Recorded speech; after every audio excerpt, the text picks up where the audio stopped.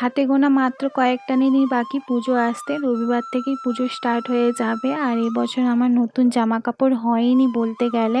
ছাদে অনেক নতুন শাড়ি জামাকাপড় পেয়েছিলাম, সেগুলো সব পড়ে আছে, কোথাও তো যাওয়া হয় না, সেগুলো ভাঙাও হয়নি।